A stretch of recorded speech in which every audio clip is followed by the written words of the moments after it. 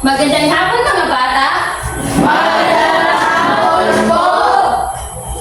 Ako nga pala si Binibining Jamaica. Mari na kayo umupo.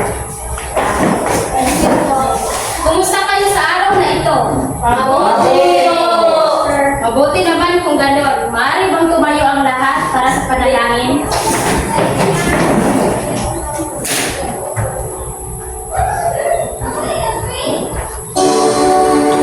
Almighty God, you are the source of life. We thank you for all the blessings you have given to us. Thank you for giving us another day to learn something new. Lead our mind and help us focus. Guide us and our teacher as we study and create new learning experiences. We pray in the name of Jesus Christ. Amen. Ngayon, maaari na kayong umupo.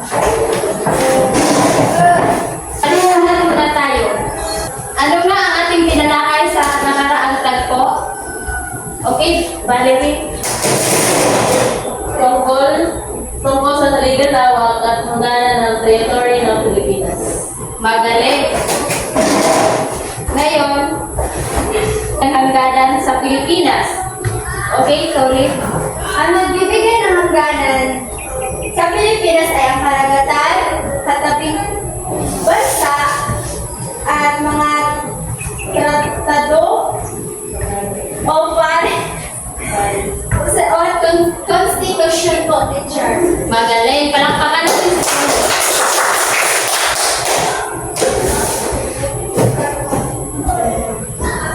Bakit importante ang alam, lawak at hangganan ng Pilipinas?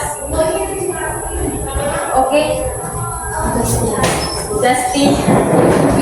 Mahalaga ang alam, ang lawak at hanggan para sa soberanya, kaligtasan, pagpaplano ng ekonomiya at proteksyon ng likas na yaman.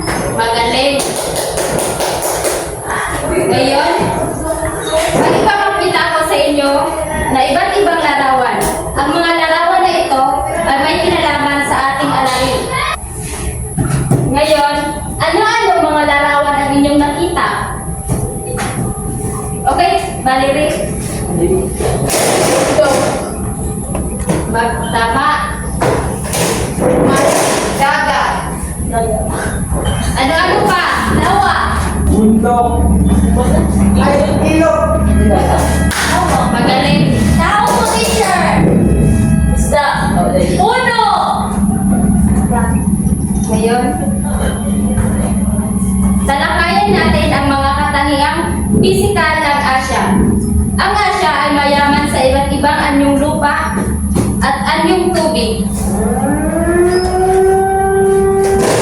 Yan ang mga halimbawa ng anyong tubig. Karagatan, lawa, ilog, talon, loob, gulpo at channel, sapa at bukal.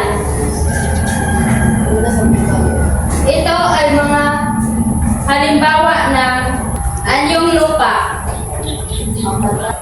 Mahalaga na maunawaan natin ang heograpiya ng Asya dahil ito ay may direktang epekto sa ating pamumuhay, ekonomiya at kalikasan. Ang kaalaman sa mga likas na yaman at pisikal na katangian ng Asya ay makatutulong sa atin na mas mapahalagahan at pangangalagaan ang ating kapaligiran. May katanungan ako sa inyo. Ano-ano ang mga anyong tubig at lupa na matatagpuan sa Pilipinas? Oh. Sapa po, teacher. Magaling. Sino pa? Ano pa?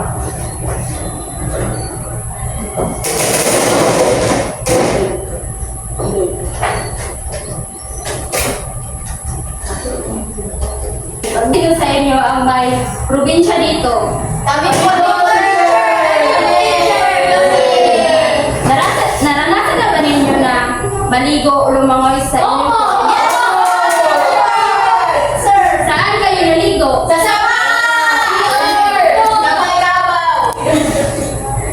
Sino sa inyo ang may bundok sa kanilang probinsya? Kami po! Teacher! May... Naranasan na ba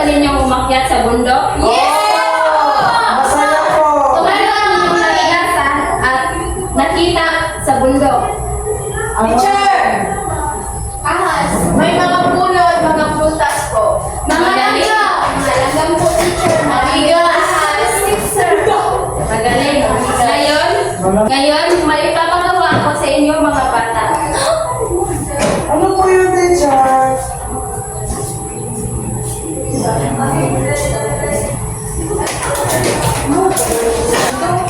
Pakibasa kaso, Ano to? Tukuyin ang mga pangalan ng mga anyong lupa at isulat sa ibaba ang larawan.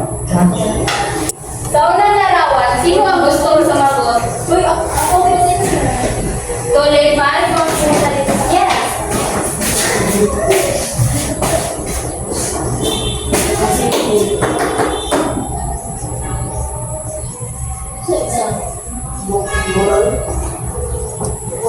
Bulog-bulokin po, teacher. Tama ba ang kanyang sulat? Opo! Magaling. Sa pangalawang larawan, sino ang gustong sumagot?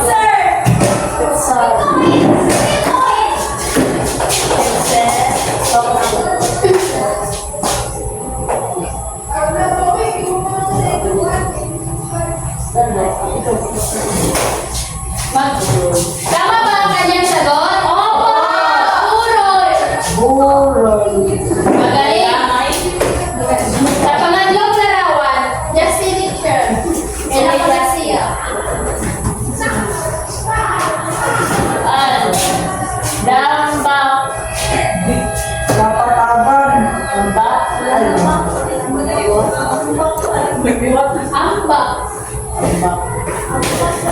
Bukol. Tama ba ang kanyang sagot? Yes! Girls always right. Sa pang-apat na larawan, sino ang gustong sumagot? Okay, talent. Kalangitan.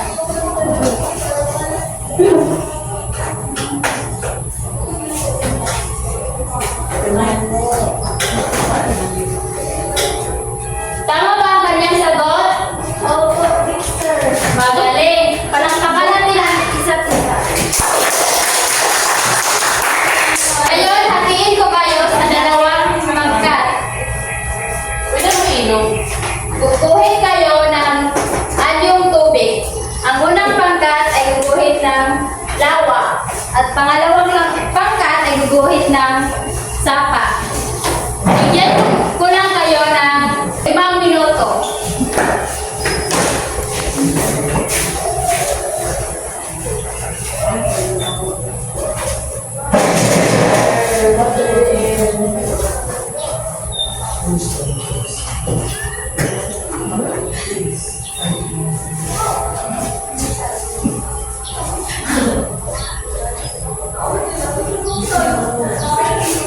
Tapos na ba? Teka lang po, teacher. Wala pa. Tapos na po! Maaari na ninyong ipasa dito sa harapan. Teacher.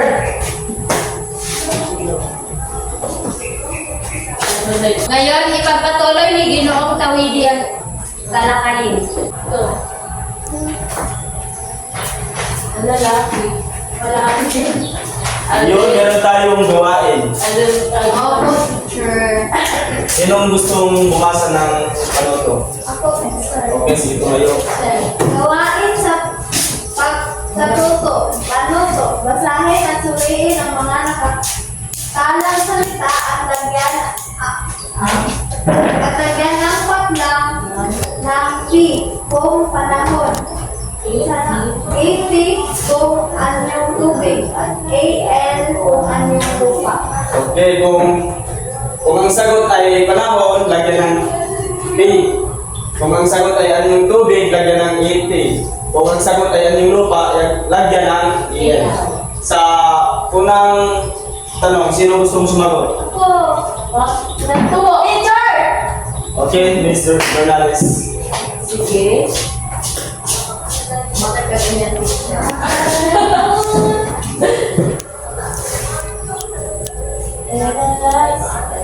Tama ba? Okay, very good. Ang lupa. Sa pangalawang tanong, sino gustong sumagot? Si Justin. Okay, Miss Justin, tumayo at sagot ang pangalawang tanong.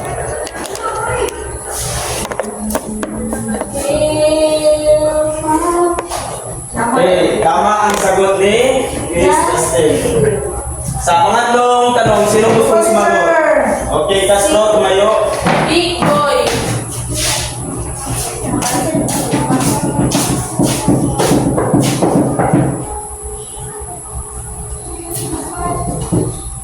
Okay, very good. Sa pang-apat na tanong, sino gusto mong sumagot? Okay, Valerie. Valerie.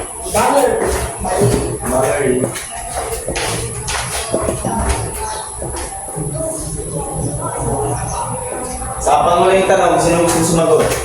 Okay, tuloy.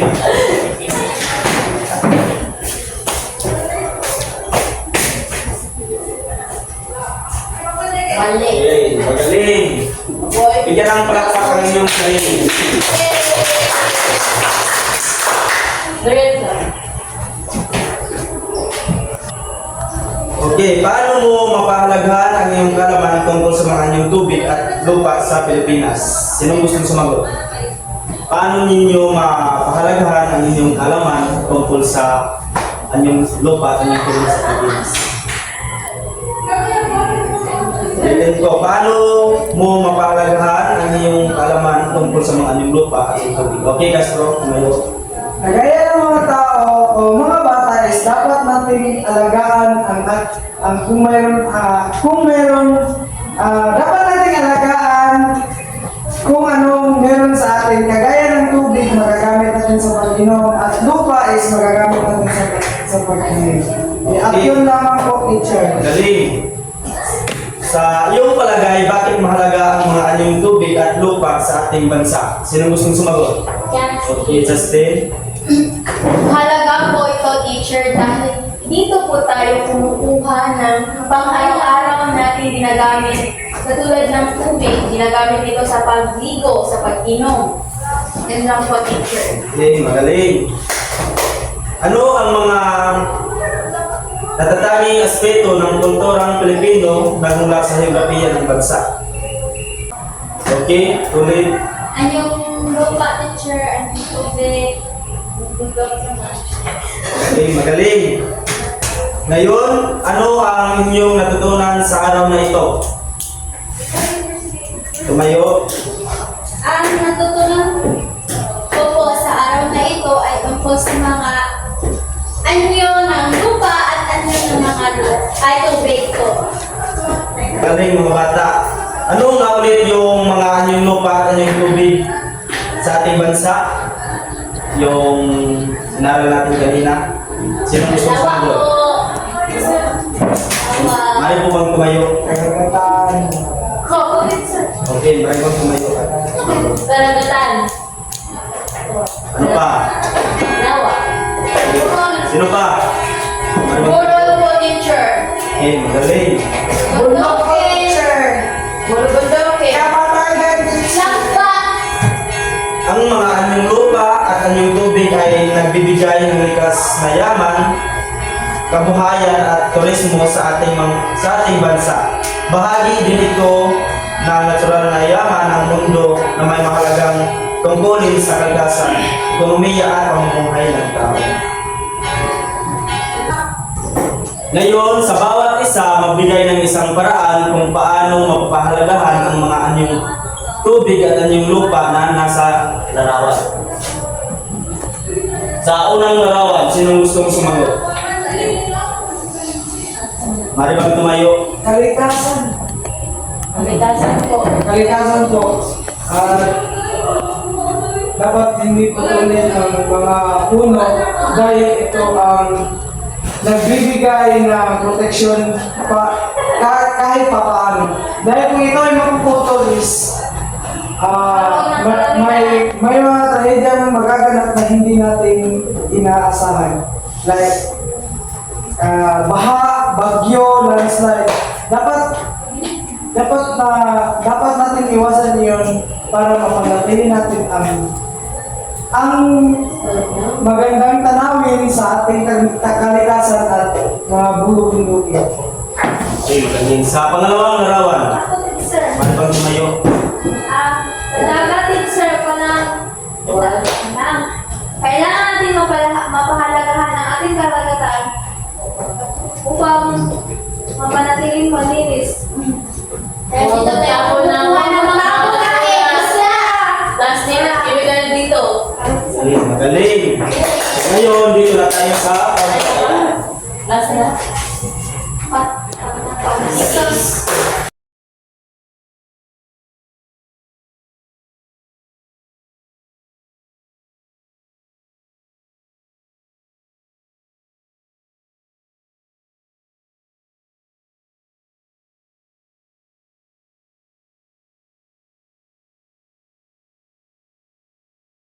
Ngayon, bibigyan tayo ng isang papel at maaaring yung sagutan ng ating Okay. Okay po, teacher. Kapit na lang. No, kumana naman. Sa'yo na lang ito. No. Ito. Bibigyan ko namin kayo ng- Ibibigyan ko lamang kayo ng 10 minuto para sagutan ng ating mga katanungan.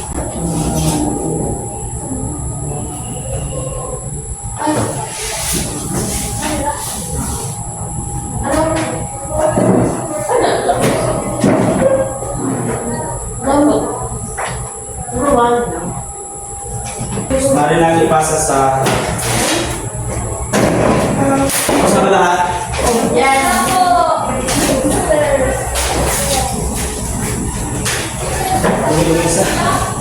Tapos na. Ngayon, dito lang nagtatapos ang ating talakayin sa ngayong araw. At paalam na mga bata. Bye!